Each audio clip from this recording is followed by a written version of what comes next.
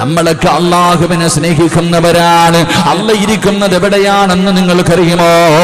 മഹാനായ ആദരവായ പ്രവാചകൻ നബി മുഹമ്മദ് മുസ്തഫ സല്ലല്ലാഹു അലൈഹി വസല്ലമ തങ്ങൾ എവിടെന്ന് പറയുകയാ.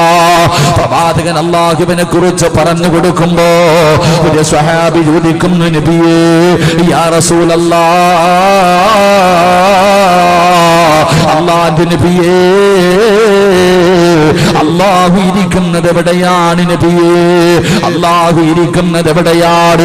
പ്രവാചകൻ സല്ലല്ലാഹു അലൈഹി വസല്ലമ തങ്ങൾ പറഞ്ഞു കൊടുക്കുന്നു, അല്ലാഹു ഇരിക്കുന്നത് അർശിലാ, അല്ലാഹു ഇരിക്കുന്നത് അർശിലാ.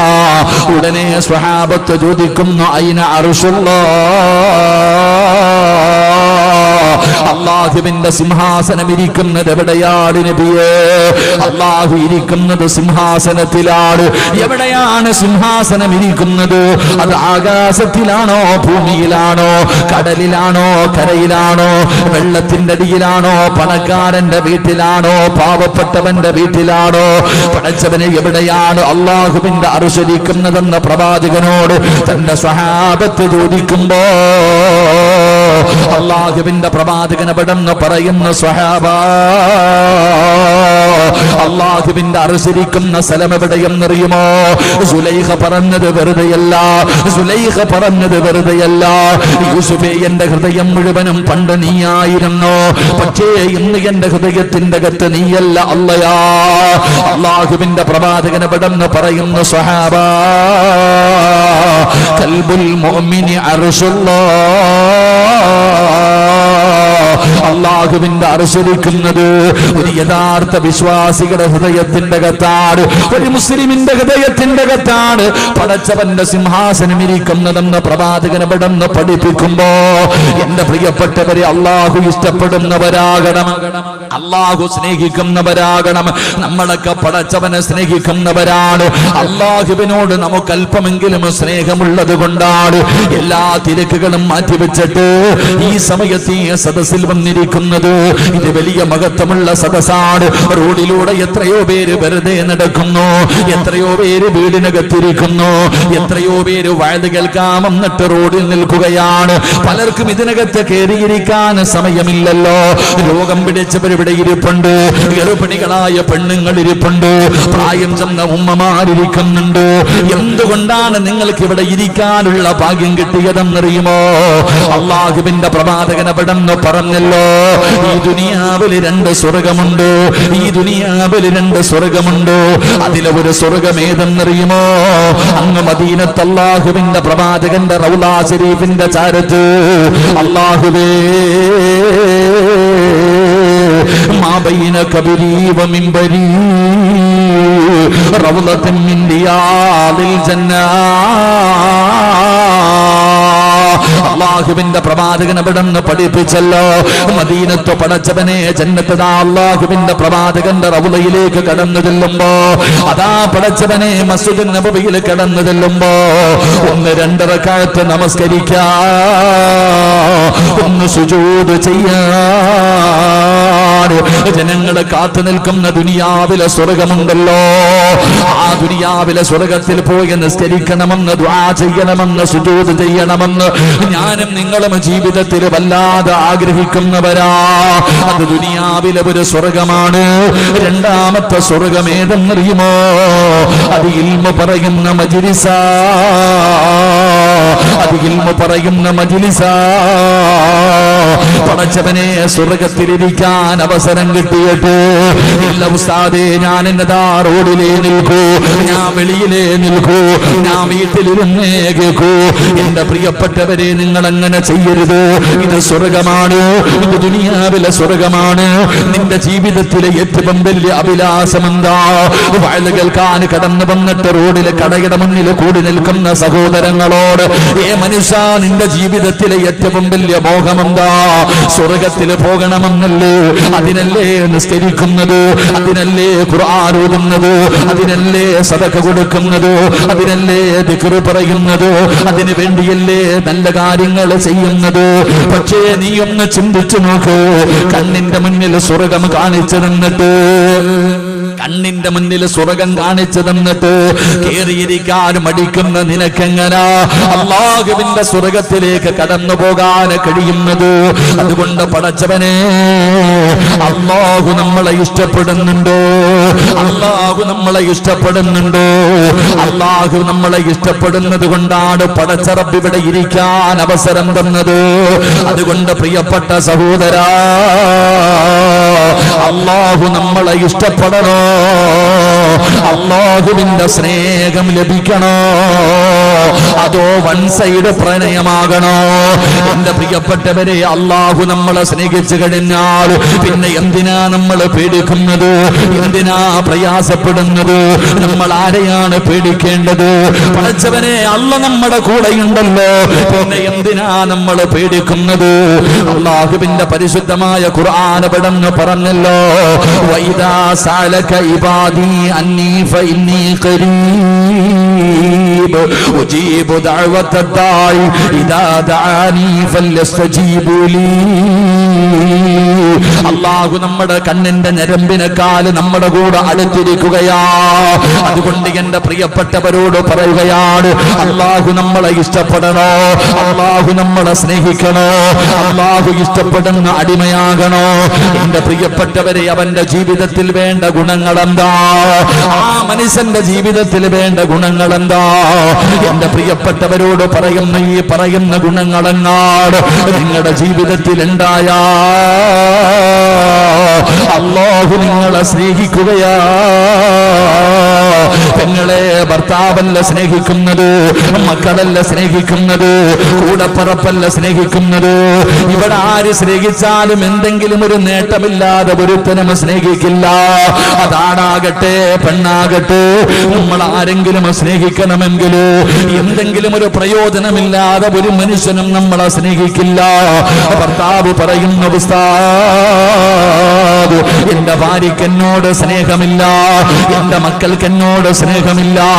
പെണ്ണുങ്ങൾ പറയുന്ന ഉസ്താദേ, ഭർത്താവിന് എന്നെ വേണ്ട, എന്നോട് വല്ലാത്ത വെറുപ്പാ. ഇതെന്ത് ജീവിതമാ ഉസ്താദേ? പെങ്ങളെ, നിന്റെ ഭർത്താവ് നിന്നെ സ്നേഹിച്ചില്ലെങ്കിലും അല്ലാഹു നിന്നെ സ്നേഹിക്കുന്നുണ്ടല്ലോ. എന്നെ ആരാ സ്നേഹിക്കുന്നതെന്നറിയുമോ? ഈ പ്രപഞ്ചം മുഴുവനും അടക്കി ഭരിക്കുന്ന രാജാതിരാജനായ മലിക്കുൽ ജബ്ബാറായ സർവാധിനാഥനായ സർവാധിപരനായ ഈ ലോകത്തിന്റെ അധിപനായ എന്റെയും നിന്റെയും റബ്ബുണ്ടല്ലോ. ആ റബ്ബുൽ ഇസ്സത്തായ പടച്ച റബ്ബ് നിന്നെ സ്നേഹിക്കുകയാ. അല്ലാഹു നിന്നെ സ്നേഹിക്കുകയാ. ആ സ്നേഹമല്ലേ നമുക്ക് വേണ്ടത്? ആ സ്നേഹമല്ലേ നമുക്ക് വേണ്ടത്? ആ സ്നേഹം കിട്ടാനുള്ള വഴിയെന്താ? ആ സ്നേഹം കിട്ടാനുള്ള വഴി എന്താ? അല്ലാഹു നമുക്ക് പഠിക്കാൻ ഭാഗ്യം നൽകുമാറാകട്ടെ. അല്ലാഹു പഠിക്കാൻ നമുക്ക് ഭാഗ്യം നൽകി അനുഗ്രഹിക്കുമാറാകട്ടെ. എൻ്റെ പ്രിയപ്പെട്ട സഹോദരങ്ങളെ, അല്ലാഹു നമ്മളെ ഇഷ്ടപ്പെടണം. നമ്മൾ മാത്രം സ്നേഹിച്ചാൽ പോരാ. വൺ സൈഡ് പ്രണയമായിട്ട് ഇങ്ങനെ നടന്നാ പോരാ. ഞാൻ വഴുതിന് വരുന്നതിന് മുമ്പ് ഒരു ചെറുപ്പക്കാരനെ കണ്ടു. അവൻ പറഞ്ഞു, ഉസ്താദെ, എന്നെ ഒരു പെണ്ണ് തേച്ചിട്ട് പോയി. ഞാൻ പറഞ്ഞു, പോയാ പോകട്ടെ, അല്ലാഹുവിന് നല്ല ജീവിതം കൊടുക്കുമാറാകട്ടെ. ആമീൻ പറ. അല്ലാഹു ആമീൻ, നല്ലൊരു ജീവിതം കൊടുക്കുമാറാകട്ടെ. എത്രയോ പേരുണ്ട് ജീവിതത്തിൽ തേപ്പ് കിട്ടിയവർ, ഒരുപാട് പേരുണ്ട്. അതൊക്കെ പോട്ടെ, അല്ലാഹു വിധിച്ചിട്ടില്ല, അങ്ങനെ പറയാ. പടച്ച റബ്ബ് നിനക്ക് വിധിച്ചിട്ടില്ല. അല്ലാഹു നിങ്ങൾക്ക് സാലിഹത്തായ ഇണകളെ നൽകി അനുഗ്രഹിക്കുമാറാകട്ടെ. നഷ്ടപ്പെട്ടു പോയ താത്താമാരെ അല്ലാഹു നിങ്ങളുടെ ഭർത്താക്കന്മാരെ നന്നാക്കി തരുമാറാകട്ടെ. എൻ്റെ പ്രിയപ്പെട്ട സഹോദരങ്ങൾ, അതുകൊണ്ട് അല്ലാഹു നമ്മളെ സ്നേഹിക്കണം. അല്ലാഹു സ്നേഹിക്കുന്ന കൂട്ടത്തിൽ പെടുത്തുമാറാകട്ടെ. സ്നേഹിക്കണ്ടേ? പറ, സ്നേഹിക്കണോ വേണ്ടേ? പറ ചങ്ങാതിമാരെ, സ്നേഹിക്കണോ? അല്ല നമ്മളെ സ്നേഹിക്കണോ? അതോ ഭാര്യയും മക്കളും മാത്രം സ്നേഹിച്ചാൽ പോരല്ലോ? അല്ലാഹു നമ്മളെ സ്നേഹിക്കണമെങ്കിൽ എൻ്റെ പ്രിയപ്പെട്ടവരെ, അതിനു വേണ്ട ഒന്നാമത്തെ ഗുണമെന്താ? അല്ലാഹു നമുക്ക് പഠിക്കാൻ ഭാഗ്യം നൽകുമാറാകട്ടെ. അല്ലാഹുവിൻ്റെ പരിശുദ്ധമായ ഖുർആൻ എടുത്തു നോക്ക്. അല്ലാഹു നമ്മളോടൊരു കാര്യം പറയുന്നുണ്ട്. അല്ലാഹുവിൻ്റെ വിശുദ്ധമായ ഖുർആൻ എടുത്തു നോക്ക്, നമുക്ക് പഠിക്കാം. അല്ലാഹു ഇഷ്ടപ്പെടുന്ന ഒന്നാമത്തെ വിഭാഗമാരാ? അല്ലാഹു ഇഷ്ടപ്പെടുന്ന ഒന്നാമത്തെ വിഭാഗമാരാ? എന്റെ പ്രിയപ്പെട്ട സഹോദരങ്ങളെ, സഹോദരിമാരെ, അല്ലാഹുവിന്റെ പരിശുദ്ധമായ ഖുർആൻ പറയുകയാ. അല്ലാഹുവിന്റെ ഖുർആൻ പറയുന്നു, ഫബിമാ റഹ്മത്തിൻ മിനല്ലാഹി ലിൻത ലഹും വലൗ കുന്തുന ഫല്ലൂ അല്ലാഹുവിന്റെ പരിശുദ്ധമായ ഖുർആൻ എവിടെന്ന് പറയുകയാണ്, അല്ലാഹു ഇഷ്ടപ്പെടുന്ന ഒന്നാമത്തെ മനുഷ്യനാരെന്നറിയുമോ? ഈ സദസ്സിലിരിക്കുന്ന ആണുങ്ങളിലും പെണ്ണുങ്ങളിലും ഒരാൾ അല്ലാഹുവിനെ വല്ലാത്ത ഇഷ്ടമാണ്, അല്ലാഹു സ്നേഹിക്കുന്ന ഒരു മനുഷ്യനുണ്ട്. അവനാരെന്നറിയുമോ? അല്ലാഹുവിന്റെ ഖുർആൻ പറയുകയാ, ഫൈദാ അസംതും ഫതവക്കൽ അലല്ലാഹ് ഇന്നല്ലാഹ യുഹിബ്ബുൽ മുതവക്കിലീൻ. അല്ലാഹു ഇഷ്ടപ്പെടുന്ന ഒരു വിഭാഗത്തെ കുറിച്ച് അല്ലാഹു തന്നെ പറയുകയാ, പരിശുദ്ധമായ ഖുർആൻ പറയുകയാ, ഫൈദാ അസംതും ഫതവക്കൽ അലല്ലാഹ് ഇന്നല്ലാഹ യുഹിബ്ബുൽ മുതവക്കിലീൻ. അല്ലാഹു ഇഷ്ടപ്പെടുന്ന ഒരു വിഭാഗമാരെന്നറിയുമോ? അല്ലാഹുവേ, അവന്റെ കാര്യങ്ങൾ മുഴുവനും അല്ലാഹുവിൽ പരമേൽപ്പിക്കുന്നവരുണ്ടല്ലോ. അവന്റെ ജീവിതത്തിലെ പ്രയാസമാകട്ടെ, ദുഃഖമാകട്ടെ, ദുരിതമാകട്ടെ, വേദനയാകട്ടെ, കടമാകട്ടെ, രോഗമാകട്ടെ, മനസമാധാനമാകട്ടെ, അവന്റെ ജീവിതത്തിൽ എന്ത് പ്രയാസമുണ്ടായാലും പ്രതിസന്ധി ഉണ്ടായാലും അവന്റെ കാര്യങ്ങൾ മുഴുവനും ആരെയാണ് ഏൽപ്പിക്കുന്നത്? ഈ പ്രപഞ്ചത്തിന്റെ അധിപനായ പടച്ച റബ്ബിനോട്. തവക്കൽതു അലല്ലാഹ്, തവക്കൽതു അലല്ലാഹ് എന്ന് പറയുന്നവനുണ്ടല്ലോ, ഈ ലോകത്തിന്റെ അധിപനായ അല്ലാഹ് അവനെ ഇഷ്ടപ്പെടുന്നു എന്ന് വിശുദ്ധമായ ഖുർആൻ. അല്ലാഹുവിന്റെ ഖുർആൻ പറയുകയാ, ആരാണോ തവക്കൽതു അലല്ലാഹ് എന്ന് പറയുന്നത് അവനെ അല്ലാഹു ഇഷ്ടപ്പെടുന്നു എന്ന് അല്ലാഹുവിന്റെ വിശുദ്ധ ഖുർആൻ. അല്ലാഹു ഈമാൻ നൽകുമാറാകട്ടെ, അല്ലാഹു ഈമാൻ നൽകുമാറാകട്ടെ. എന്തു പറയുന്നവനെ? ഉറക്കെ പറഞ്ഞങ്ങാതി, എന്തു പറയുന്നവനെ? എന്തു പറയുന്നവനെ? ഒന്ന് പറഞ്ഞ് തവക്കൽതു അലല്ലാഹ്. എന്താ ഈ തവക്കൽതു അലല്ലാഹ് എന്ന് പറഞ്ഞ? ചിലരുടെ വീടിന്റെ മുന്നിൽ എഴുതി വെച്ചിട്ടുണ്ട് തവക്കൽതു അലല്ലാഹ്, റൂമിനകത്ത് എഴുതി വെച്ചിട്ടുണ്ട് തവക്കൽതു അലല്ലാഹ്, ചില വണ്ടിയുടെ പേര് തന്നെ തവക്കൽതു അലല്ലാഹ്. എന്താ തവക്കൽതു അലല്ലാഹ് എന്ന് പറഞ്ഞ? നമ്മൾ മനസ്സിലാക്കണം എന്താണ് തവക്കൽതു അലല്ലാഹ്. പറയാറുണ്ട് ചിലര്, അതിന്റെ അർത്ഥം എന്താന്ന് പോലും ആ പാവത്തിന് അറിയില്ല. എന്തിനാണ് തവക്കൽതു അലല്ലാഹ് എന്ന് പറയുന്നത്? ഇത് പറയുന്നത് കൊണ്ടുള്ള പ്രയോജനം എന്താ? ഇത് പറയാതിരുന്നാൽ ഉണ്ടാകുന്ന നഷ്ടമെന്താ? നമ്മൾ ആരും പഠിക്കാറില്ല, നമ്മൾ ആരും അത് മനസ്സിലാക്കാറില്ല. എന്റെ പ്രിയപ്പെട്ട സഹോദരങ്ങളെ, തവക്കൽതു അലല്ലാഹ് എന്ന് പറയണമെന്ന് പറഞ്ഞതാരാ? അള്ളയാ പറഞ്ഞേ. എടാ, നീ തവക്കൽതു അലല്ലാഹ് എന്ന് പറയണമെന്ന് പറഞ്ഞതാരാ? എന്റെ പ്രിയപ്പെട്ടവരെ, പള്ളിയിലെ ഉസ്താദന്മാര് പറഞ്ഞതല്ല. പിന്നെ ആരാ തവക്കൽതു അലല്ലാഹ് എന്ന് പറയണമെന്ന് പറഞ്ഞതെന്നറിയുമോ? ഈ ലോകത്തിന്റെ അധിപനായ പടച്ച റബ്ബാ, ഈ ലോകത്തിന്റെ അധിപനായ പടച്ച റബ്ബാ, നിങ്ങൾ ആരോടാണ് തവക്കൽതു അലല്ലാഹ് എന്ന് പറയേണ്ടത്? അല്ലാഹുവിന്റെ വിശുദ്ധമായ ഖുർആൻ പറയുകയാണ്, വതവക്കൽ അലൽ ഹയ്യില്ലദീ ലാ യമൂത് വസബ്ബിഹു ബിഹംദിഹി വകഫാ ബിഹി ബിദുനൂബി ഇബാദിഹി ഖബീറാ. നിങ്ങൾ ആരോടാണ് തവക്കൽതു അലല്ലാഹ് എന്ന് പറയേണ്ടത്? അല്ലാഹ് പറഞ്ഞു നിങ്ങൾ പറയണേ, നിങ്ങൾ തവക്കൽതു അലല്ലാഹ് എന്ന് നിങ്ങളുടെ ജീവിതത്തിലെ സർവ്വ കാര്യങ്ങളിൽ നിങ്ങൾ പറയണം. അത് വീട് വെക്കാൻ ഇറങ്ങിയാൽ, കച്ചവടത്തിനിറങ്ങിയാൽ, പണച്ചവനെ ജോലിക്ക് പോയാൽ, കടയിലേക്ക് പോയാൽ, വാഹനത്തിൽ കയറിയാൽ, മക്കളെ സ്കൂളിൽ വിട്ടാലും, റോഡിലിറങ്ങിയാൽ, ഏത് കാര്യത്തിനും നിങ്ങൾ പറയണം ബിസ്മില്ലാഹി തവക്കൽതു അലല്ലാഹ്. ഇന്ന് വീട്ടിലേക്ക് കയറുന്നതിന് മുമ്പ് പറയണം, വീട്ടിൽ നിന്ന് ഇറങ്ങുമ്പോ പറയണം, കിടന്നുറങ്ങുന്ന സമയത്ത് പറയണം. നിങ്ങളുടെ ജീവിതത്തിലെ സർവ്വ കാര്യങ്ങളിലും നിങ്ങൾ തവക്കൽതു അലല്ലാഹ് പറയണം. ആരോടാണ് പറയേണ്ടതെന്നറിയുമോ? ഖുർആൻ പറയുകയാ, ആരോടാണ് പറയേണ്ടത്? വതവക്കൽ അലൽ ഹയ്യില്ലദീ ലാ യമൂത്. ഒരിക്കലും മരിക്കാത്ത റബ്ബിനോട്, ഒരിക്കലും മരണമില്ലാത്ത റബ്ബിനോട് പടച്ചവനോട് ഈ പ്രപഞ്ചത്തിലെ സർവചരാചരങ്ങളും തകരുമല്ലോ, ഈ ലോകത്തുള്ള സർവചരാചരങ്ങളും എത്ര വലിയ കൊലകൊമ്പനാണെങ്കിലും ഏത് കൊട്ടാരത്തിന്റെ ഉള്ളറകളിൽ ഇരിക്കുന്നവനാണെങ്കിലും ഈ പ്രപഞ്ചത്തിലുള്ള സർവചരാചരങ്ങളും ഒരു ദിവസം നശിക്കുമല്ലോ. ഇതാ സുൽസിലത്തിൽ അർളു സിൽസാലഹാ വഅഖ്റജത്തിൽ അർളു അസ്ഖാലഹാ. ഖുർആൻ എവിടെന്ന് പറയുകയാ, എന്റെ പ്രിയപ്പെട്ടവരെ, സൂര്യൻ ഇങ്ങനെ താഴേക്ക് വീഴുകയാണ്, നക്ഷത്രങ്ങൾ മഴത്തുള്ളികൾ വീഴുന്നത് പോലെ തീമഴ പെയ്യുകയാണ്. പടച്ചവനെ, ഈ പ്രപഞ്ചത്തിലെ സർവചരാചരങ്ങളും തകർന്ന് തരിപ്പണമാവുകയാ. അവസാനം ഈ ലോകത്ത് അവശേഷിക്കുന്നത് രണ്ടുപേര്. ഈ ലോകത്ത് അവശേഷിക്കുന്നത് രണ്ടു പേരേ ഉള്ളൂ. ഒന്ന് മലക്കുൽ മൗത്ത് അസ്റായീൽ, പിന്നെ ഈ പ്രപഞ്ചത്തിന്റെ അധിപനായ അല്ലാഹ്. അങ്ങനെ രണ്ടുപേര് മാത്രമാണ് അവശേഷിക്കുന്നത്.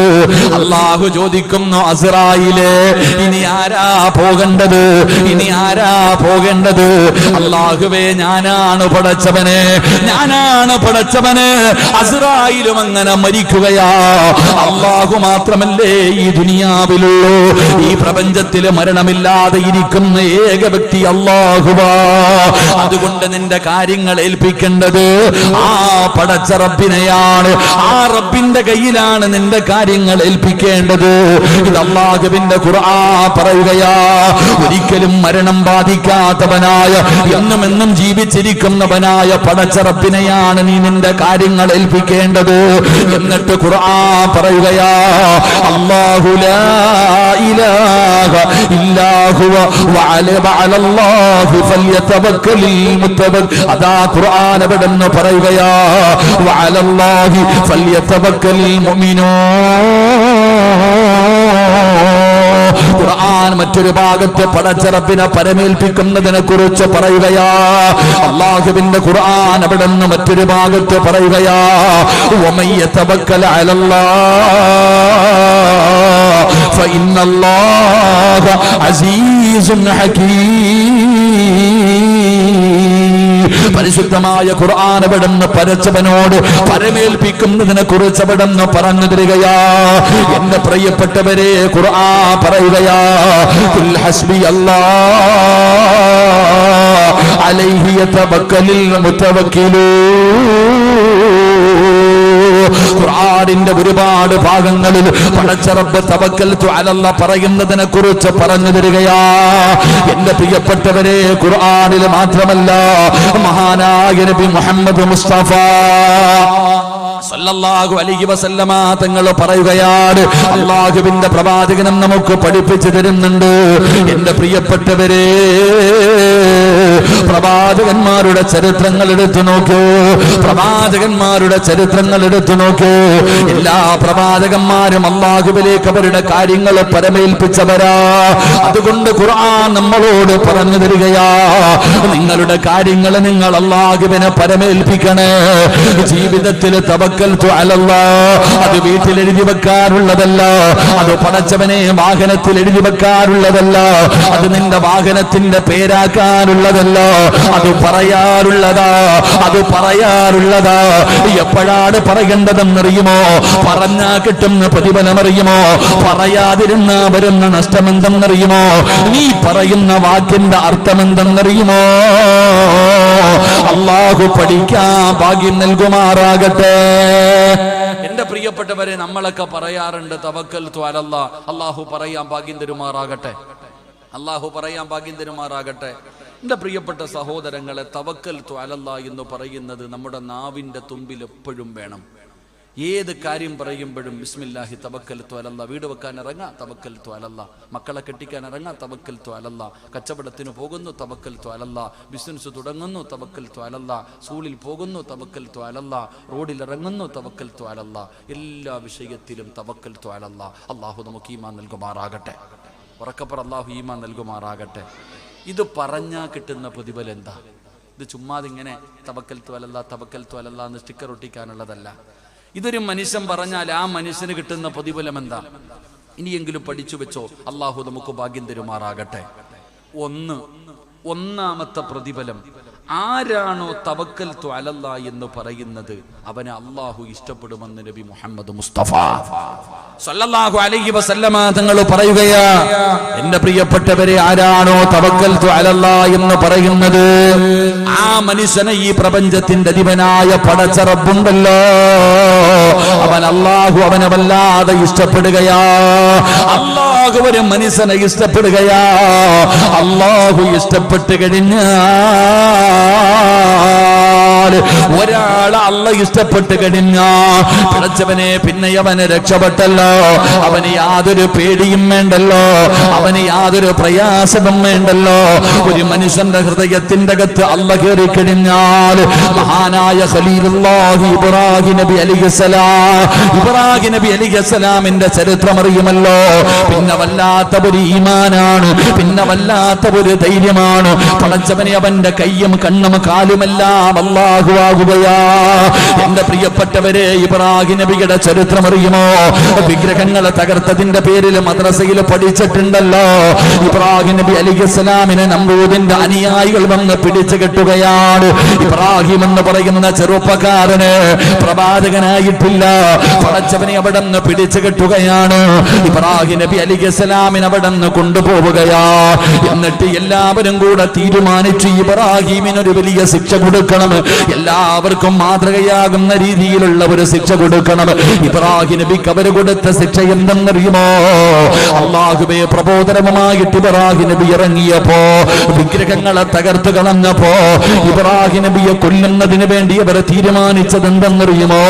ഒരു വലിയ ഒരു കുഴിയെടുക്കുകയാണ്, ഒരു ഭയാനകമായ ഒരു വലിയ കുഴിയെടുക്കുകയാണ്.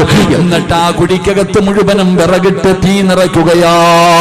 ഒരു ഭയാനകമായ തീക്കുണ്ടാരമുണ്ടാകുകയാണ്, ഒരു ഭയാനകമായ തീക്കുണ്ടാരമുണ്ടാകുകയാണ്. അല്ലാ, ചരിത്രം പറയുകയാ, ഒരാൾക്ക് പോലും അതിന്റെ അടുത്തേക്ക് പോലും പോകാൻ കഴിയുന്നില്ല. ആകാശത്തിലൂടെ പറന്നു പോകുന്ന പറവകൾ പോലും ആ തീയുടെ മുകളിലൂടെ പറന്നു പോകുമ്പോ ചൂട് സഹിക്കാൻ കഴിയാതെ കരിഞ്ഞു വീഴുകയാ. അത്രയും ഭയാനകമായ ഒരു തീക്കുണ്ടാരമുണ്ടാക്കി മഹാനായ ഇബ്രാഹിം നബി അലൈഹിസ്സലാമിനെ ഇടാറ്.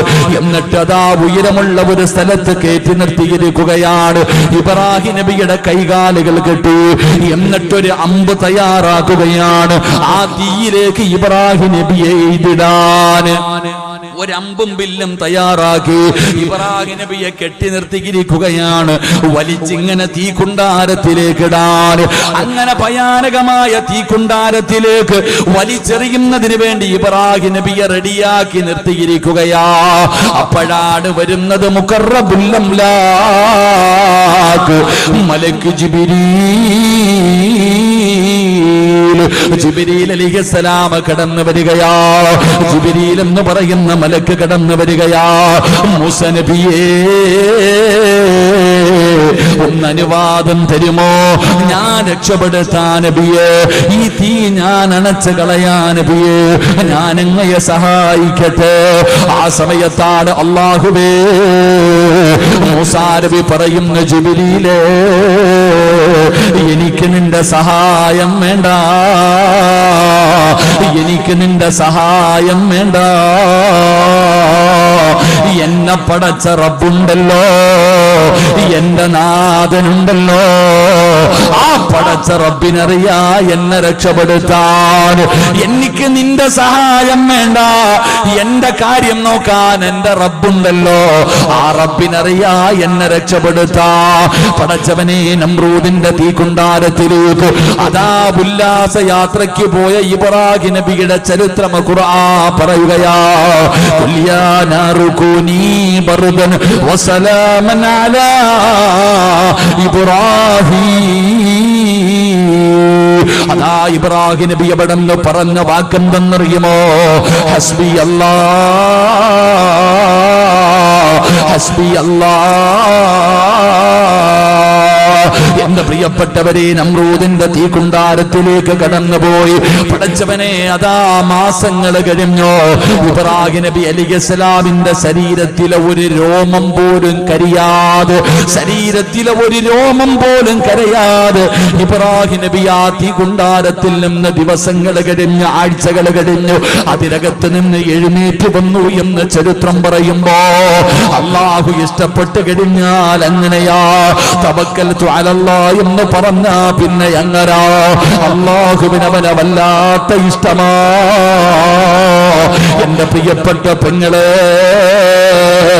ജീവിതത്തില് പ്രയാസം വരുമ്പോ, ജീവിതത്തില് ദുഃഖം വരുമ്പോ, കുത്തുവാക്കും പരിഹാസങ്ങളും അപവാദങ്ങളും ജീവിതത്തിൽ കേൾക്കുമ്പോ തകർന്നു പോകല്ലേ, പതറിപ്പോകല്ലേ.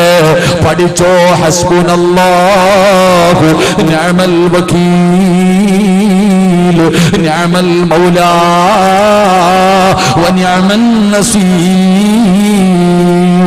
ഈ ദിക്ർ നിന്റെ ജീവിതത്തിൽ ഉപകാരപ്പെടുന്നതാ. ഈ ദിക്ർ നിങ്ങളുടെ ജീവിതത്തിൽ ഉപകാരപ്പെടുന്നതാ. സാമ്പത്തികമായി സർവ്വതും തകർന്നു, പടച്ചവനെ തൂങ്ങാനൊന്നു തോന്നുന്ന സമയമുണ്ടല്ലോ. ഈ ജീവിതം അങ്ങ് അവസാനിപ്പിക്കാൻ തോന്നുന്ന സമയമുണ്ടല്ലോ. ഒരുത്തനെ പ്രണയിച്ചിട്ട് അവസാനം തേച്ചിട്ട് പോകുമ്പോ ചാകാൻ തീരുമാനിക്കുന്ന പെണ്ണേ, ഭർത്താവ് തലാക്ക് ചൊല്ലിയിട്ട് പോകുമ്പോ ജീവിതം അവസാനിപ്പിക്കണമെന്ന് തോന്നുന്ന പെണ്ണ്, നാട്ടുകാരും കുടുംബക്കാരും നീ ചെയ്യാത്ത തെറ്റിന്റെ പേരില് നിന്നെ എല്ലാവരും വേദനിപ്പിക്കുമ്പോ ഈ ജീവിതം അവസാനിപ്പിക്കണമെന്ന് തോന്നുന്ന പെങ്ങള്, നാട്ടുകാര് മുഴുവനും പരിഹസിക്കുമ്പോ അപവാദങ്ങളും പരിഹാസങ്ങളും കേട്ട് മടുത്തു ജീവിതം അവസാനിപ്പിക്കാൻ തോന്നുമ്പോ വീടിനകത്ത് ഒതുപെടുത്തിട്ടും ഇരിക്കണം, വീടിനകത്ത് ഒതുപെടുത്തിട്ടും ഇരിക്കണം. എന്നിട്ട് 2 റക്അത്ത് നമസ്കരിക്കണം. എന്നിട്ട് ആ നിസ്കരിച്ച മുസല്ലയിൽ ഇരുന്നിട്ട് ഒരു 3 പ്രാവശ്യം പറയണം, ഹസ്ബുനല്ലാഹ്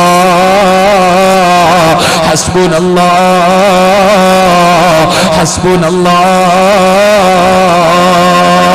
ജീവിതത്തിൽ താങ്ങാൻ കഴിയാത്ത വേദന വരുമ്പോ മോനെ നിസ്കാരപ്പായിലിരുന്നിട്ട് നെഞ്ചത്ത് കൈവച്ചിട്ട് ഇങ്ങനെ പറയണം, ഹസ്ബുനല്ലാഹ് ഹസ്ബുനല്ലാഹ്. ഹൃദയം പൊട്ടുന്ന വേദനയുണ്ടായാൽ ആ ഹൃദയത്തിന്റെ മുകളിൽ കൈവച്ചിട്ട് പറയണം, ഹസ്ബുനല്ലാഹ്. എന്തേ പ്രതിഫലമെന്നറിയുമോ? ഇതാര് പറഞ്ഞതാണെന്നറിയുമോ? ഇബ്രാഹിം നബി നമ്രൂദിന്റെ തീക്കുണ്ടാരത്തിലേക്ക് പോകുമ്പോ പറഞ്ഞ ദിക്റാ. അല്ലാഹു സഹായിച്ചതവിടെയാ, അല്ലാഹു സഹായിച്ചതവിടെയാ. എന്റെ പ്രിയപ്പെട്ട പെങ്ങളെ, ആദരവായ പ്രവാചകൻ നബി മുഹമ്മദ് മുസ്തഫ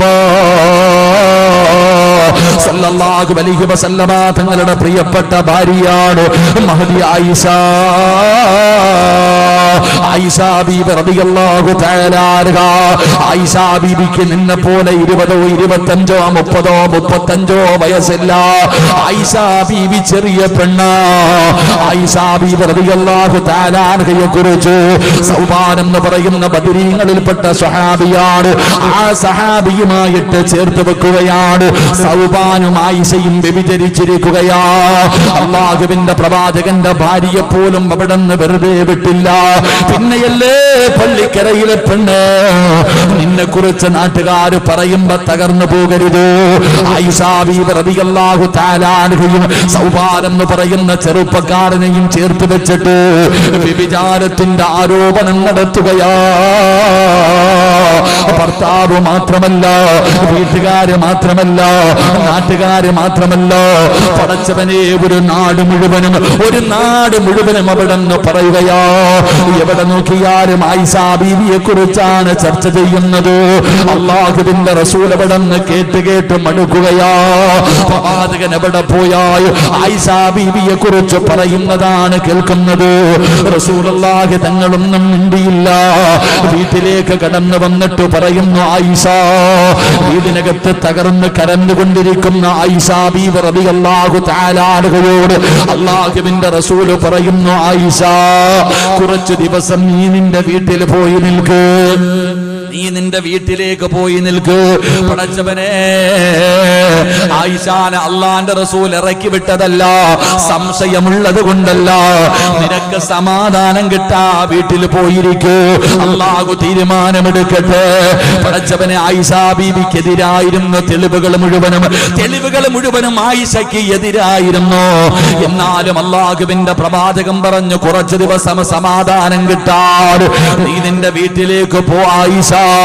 ആയിഷാ ബീവി റളിയല്ലാഹു തആല അൻഹ നോക്കുമ്പോ തന്റെ പ്രിയപ്പെട്ട പിതാവ് മഹാനായ സയ്യിദുനാ അബൂബക്കർ സിദ്ദീഖ് റളിയല്ലാഹു തആല അൻഹു കടന്നു വരികയാ. വാപ്പാനെ കണ്ടപ്പോ ഓടിച്ചെന്ന് കെട്ടിപ്പിടിച്ച് കരയുന്നു. വാപ്പാ, ഞാൻ അല്ലാഹുവിന്റെ റസൂലിന്റെ ഭാര്യ, ഞാൻ മുത്തുനബിയുടെ ഭാര്യയാണ്. ഞാൻ വ്യഭിചരിക്കുമോ? ഞാൻ എങ്ങനെ വ്യഭിചരിക്കുമെന്ന് എന്റെ ഉപ്പയ്ക്ക് തോന്നുന്നുണ്ടോ? അബൂബക്കർ തങ്ങൾ മിണ്ടിയില്ല. വീട്ടിലേക്ക് ചെല്ലുമ്പോ 9.5 മാസക്കാലം ഗർഭം ചുമന്ന് മരണവേദനയുടെ വേദനയെന്നുണ്ട് പ്രസവിച്ച തന്റെ പ്രിയപ്പെട്ട ഉമ്മയുണ്ടല്ലോ, മക്കളുടെ കണ്ണ് നിറഞ്ഞ സഹിക്കാൻ കഴിയാത്ത ഉമ്മയുണ്ടല്ലോ. ആയിഷാ ബീവി ഓടിച്ചെന്നിട്ട് കയ്യിൽ പിടിച്ചിട്ട് പറയുന്ന, ഉമ്മ, ഞാൻ നിരപരാധിയാ, ഞാനങ്ങനെ ചെയ്തിട്ടില്ല ഉമ്മ. ആയിഷയോട് ഉമ്മ പറയുന്ന, മോളെ ആയിഷ, തെളിവുകൾ മുഴുവനും നിനക്കെതിരാ. തകർന്നു പോയി ആയിഷ. ആ പെണ്ണുണ്ടല്ലോ, ആ ചെറിയ പ്രായക്കാരിയായ ആയിഷ ബീവി ഉണ്ടല്ലോ, വീടിനകത്തേക്ക് കേറി പെണ്ണേ, നരമ്പ് മുറിച്ചില്ല, തൂങ്ങാൻ തയ്യാറായില്ല, തോക്കാൻ തയ്യാറായില്ല. ഒരു നാട് മുഴുവനും തന്നെ തെറ്റുകാരിയാണെന്ന് മുദ്ര കുത്തിയപ്പോ ആയിഷ എന്ന് പറയുന്ന ചെറിയ പ്രായമുള്ള പെൺകുട്ടിയുണ്ടല്ലോ, വീടിനകത്ത് കയറി റൂമിനകത്തിരിക്കാൻ തുടങ്ങി. പടച്ചവനെ, ദിവസങ്ങൾ കടന്നുപോയി. ഓരോ ദിവസവും സുബഹിയുടെ നിസ്കാരം കഴിയുമ്പോ ആയിഷാ ബീവി വീടിന്റെ വാതിലിൽ ഇങ്ങനെ നോക്കുകയാ. അല്ലാഹുവിന്റെ റസൂല് വരുന്നുണ്ടോ? മുത്തുനബി വരുന്നുണ്ടോ? ആഴ്ചകളോളം കഴിയുകയാണ്. അവസാനം ഒരു ദിവസം നോക്കുമ്പോ സുബഹി നമസ്കാരം കഴിഞ്ഞ് അല്ലാഹുവിന്റെ പ്രവാചകൻ തന്റെ വീട്ടിലേക്ക് കടന്നു വരികയാ, ഇറങ്ങി ഓടുകയാ. ആയിഷാ ബീബി റളിയല്ലാഹു തആല അൻഹ അവിടുന്ന് ഇറങ്ങി ഓടുകയാണ്. പടച്ചവനെ, ഓടിച്ചെന്നിട്ട് മുത്തുനബിയുടെ കയ്യിൽ പിടിച്ചിട്ട് ആയിഷാ ബീബി റളിയല്ലാഹു തആല അൻഹ ചോദിക്കുന്നു, നബിയേ, യാ റസൂലല്ലാഹ്, അല്ലാഹുവിന്റെ പ്രവാചകരെ, ഖുർആനിൽ ആയത്തിറങ്ങിയോ നബിയേ? അല്ലാഹുവിന്റെ പരിശുദ്ധമായ ഖുർആനിൽ ആയത്തിറങ്ങിയോ നബിയേ? ഞാൻ തെറ്റുകാരിയല്ലെന്ന് അല്ലാഹ് പറഞ്ഞു, ഞാൻ നിരപരാധിയാണെന്ന് അല്ലാഹ് പറഞ്ഞു. റസൂലുള്ളാഹ് പറഞ്ഞു, ആയിഷ, ജിബ്രീൽ ഖുർആനിന്റെ ആയത്തുമായിട്ട് വന്നു. ആയിഷ കെട്ടിപ്പിടിക്കുകയാണ്, റസൂലുള്ളാഹിനെ കെട്ടിപ്പിടിച്ചിട്ട് ചുംബിക്കുകയാണ്. അല്ലാഹുവിന്റെ റസൂല് ചോദിച്ചു, ആയിഷ, എന്തേ ആയിഷ? അല്ലാഹുവിന്റെ പ്രവാചകനോട് ആയിഷ ബീവി പറയുകയാ, എനിക്കുറപ്പായിരുന്നു നബിയേ, ജിബ്രീൽ വരുമെന്ന്, ഖുർആനിന്റെ ആയത്തിറങ്ങുമെന്ന് എനിക്കുറപ്പായിരുന്നു നബിയേ. ആയിഷ ബീവി റളിയല്ലാഹു തആല അൻഹ ഇത്ര ഉറപ്പിച്ചു പറഞ്ഞപ്പോ റസൂലുള്ളാഹ് ചോദിക്കുകയാ, എങ്ങനെയാ ജിബ്രീലിനെ വിളിച്ചിറക്കിയത്? 7 ആകാശം കടന്ന് അല്ലാഹുവിന്റെ അടുക്കൽ നിന്ന് ഖുർആനിന്റെ ആയത്തുമായി പടച്ച റബ്ബിന്റെ സഹായം നീ എങ്ങനെയാ നേടിയത്? എങ്ങനെയാണ് നീ നേടിയത്? യാ റസൂലല്ലാഹ്, ആയിഷ ബീവി പറഞ്ഞു കൊടുക്കുകയാ. അല്ലാഹുവിന്റെ റസൂൽ ചോദിക്കുകയാണ്, നീ എങ്ങനെയാണ് ഈ വീടിനകത്തിരുന്നത്?